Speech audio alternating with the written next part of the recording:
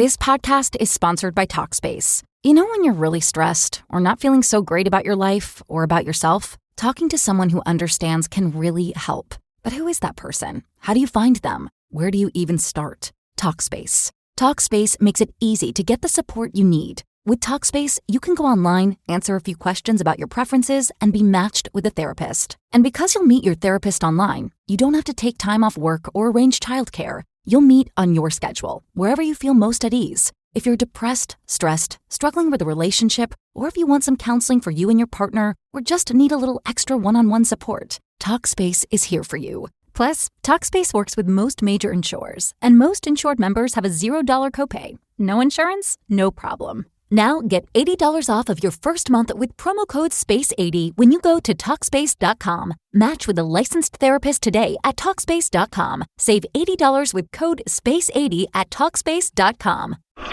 You're listening to a Frequency Podcast Network production. The Brock and Dalby Podcast. This is the Brock and Dalby Podcast. Welcome to Friday. My name is Dalby. Brock is away sick today.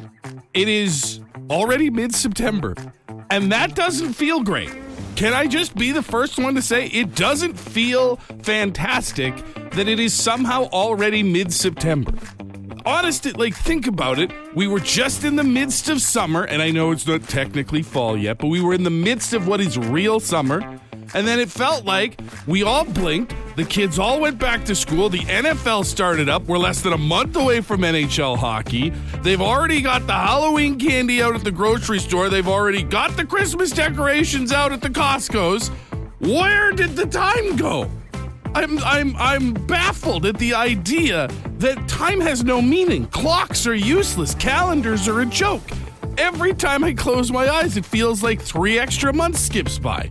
We are less than 4 months away from 2026, and it feels like it was just Easter.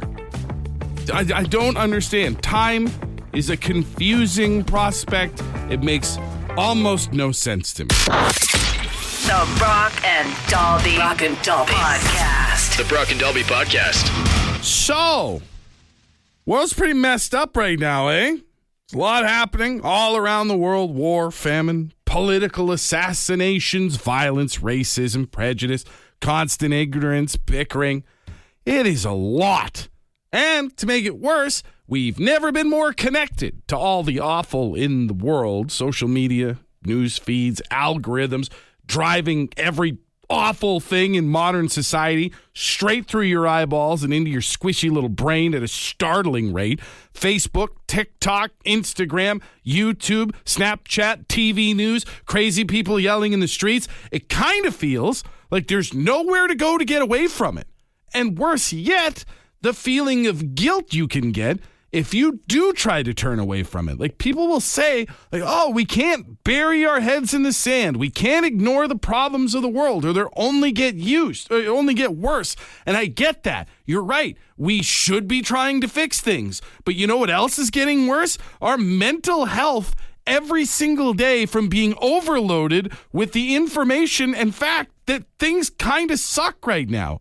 Human beings were not meant to experience anxiety every moment of every day. We are not wired to be full shift running on the flight setting of our fight or flight response. Every now and again, we should be allowed to just be in the middle. Not since man hid in caves to escape sharp-clawed predators has it felt so horrifying to merely exist. So to hell with those people that'll tell you that you have to be paying attention to everything. If you want to take the day off from the world, it's not only your right, it's probably the healthiest decision you can make right now. Put your phone in a box after work today, let it run out of battery, turn off the ringer and the shaker, delete your app so you're not tempted to doom scroll. Just go read a book or play a video game, go for a walk, sleep for the next 48 hours. Literally all of these options are better for your wrinkly, dumb human brain than trying to process the sum total of evil in this world while sitting on your couch staring at your phone. You deserve a break. You never volunteered to carry the burden of our entire species, and you shouldn't feel guilty for not wanting to. Also, you're not alone. Like, if you've been feeling this way and thinking like, oh man, there must be something wrong with me, we are all feeling this. So if you're feeling bad for feeling bad, at least you're finally part of the cool crowd going through it all at the same time. Give yourself a digital detox. The candy will still be there to crush on Monday. All of the TikToks will still be there on Monday, but at least you won't have to spend the entire weekend wondering if this is what a heart attack feels like or if it's just constant crippling anxiety. Me, I'm going to delete the Facebook app after the show today. I'm going to watch Friday Night SmackDown with my lovely lady tonight. I'm going to take a gummy and I'm going to forget the horrors of the world for just a few hours this weekend. It's gonna be great. The Brock and Dalby Podcast. So a lady in the UK just won a court case for wrongful dismissal. Got paid $30,000 plus court costs after she was fired for insubordination, which is when you're basically being rude or intolerant to your boss. You're not following orders. You're basically going against management. Turns out the thing that she said to end up getting sacked in the first place, she called her boss a dickhead. I guess they were having an argument. She felt like he was being a jerk. Just called him a dickhead. He fired her right there on the spot. But now, because it's gone to trial, she said, that's wrongful dismissal. You can't fire me for that. And a judge has backed her up, deciding that because it was just a one-time thing, it's not a fireable offense. There wasn't a pattern, a history of her being insubordinate. It's just that during one argument, she said something that may be a little bit rude, but not a fireable offense. So she got paid out. But that's the important detail here. And I feel like I have to repeat it because someone is going to hear this news this morning. Some friend of the show is going to race off to work today and start calling their boss all the things they've ever thought during a staff meeting. And they're going to get fired and they're not going to get paid out for it because this isn't some free pass now to name call management. You can't just walk in there and start saying all those words. But it is kind of a one-time only break glass in case of emergency make-a-wish cuss card to let your boss know when they're really pushing it. But maybe I'm not the one to talk down to anyone on this topic now that I think of it. Like I'm saying, like, guys, don't be dumb. Don't go into work today and start bad-mouthing your boss, name-calling, all that stuff, because this is not a free pass for you. But I once worked for a boss for about 2 years that I routinely called the taint. So maybe I'm not a reliable source here.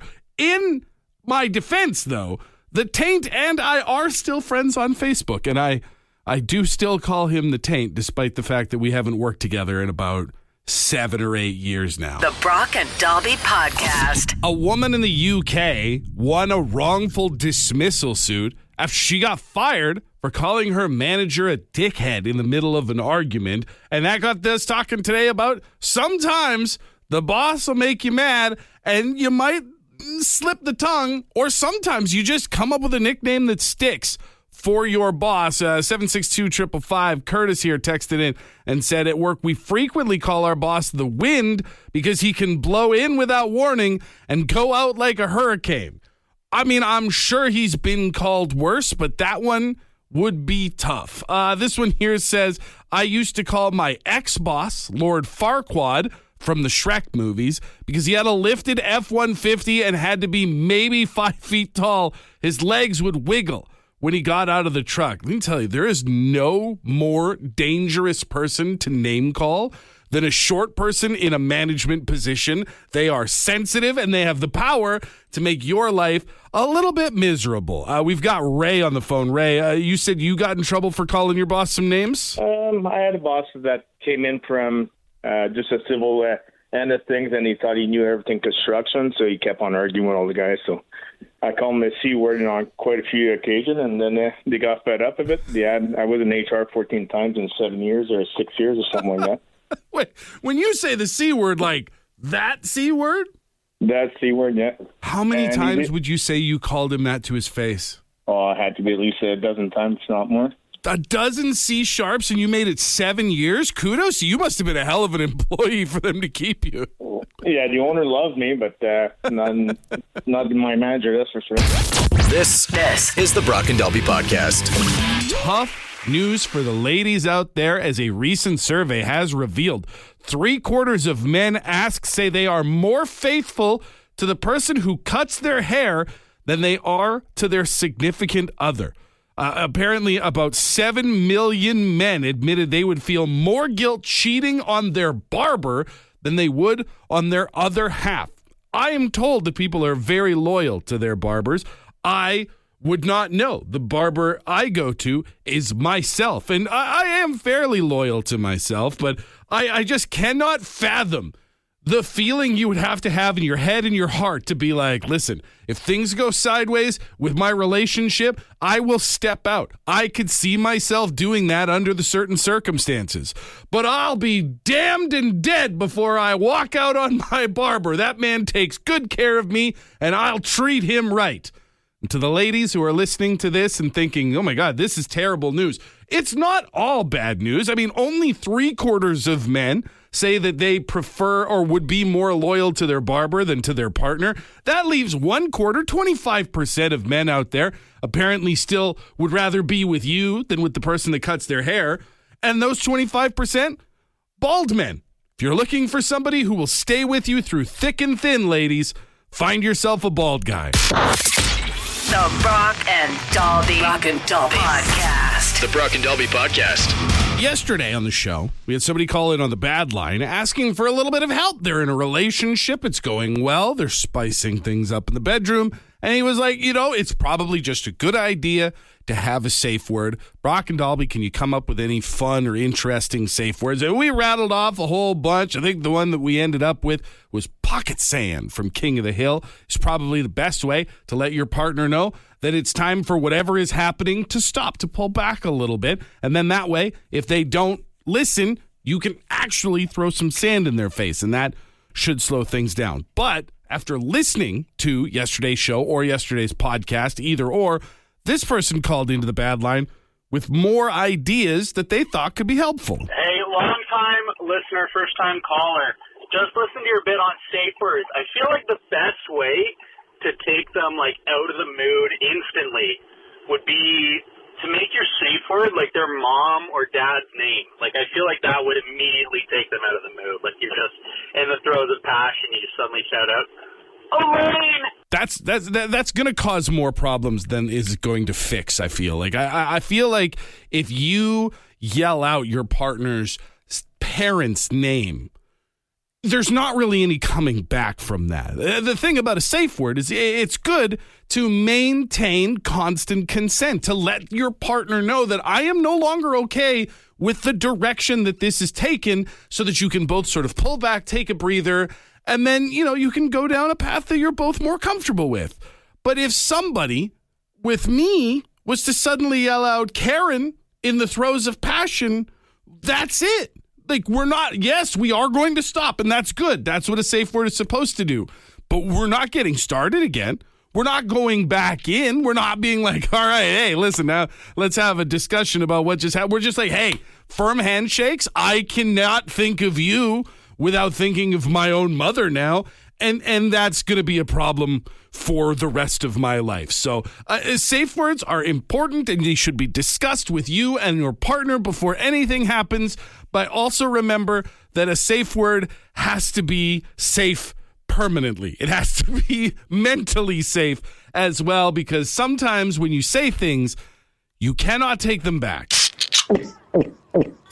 The Brock and Dalby Podcast. In China, if you were a tourist, you might find yourself having to watch ads just to access the toilet paper in public bathrooms. See, it turns out China's been experimenting with ways of preventing toilet paper waste and theft for about the last 8 years or so. Apparently in 2017, they used facial scanners connected to the toilet paper dispenser to make sure that you were only getting just enough to wipe, and only about every 9 minutes, to make sure that people weren't abusing the system and just taking toilet paper for themselves for whatever reason there might be. Again, it was ramping up costs, and they were starting to get concerned with how much toilet paper was being dispensed. Well, now here we are in 2025, the year of our Lord, and we have decided to use technology to make sure that nobody takes tickets that they don't need by making them watch ads. Toilet paper dispensers in Chinese public bathrooms, starting now and going forward, will, I guess, be equipped with QR codes that you can scan on your phone.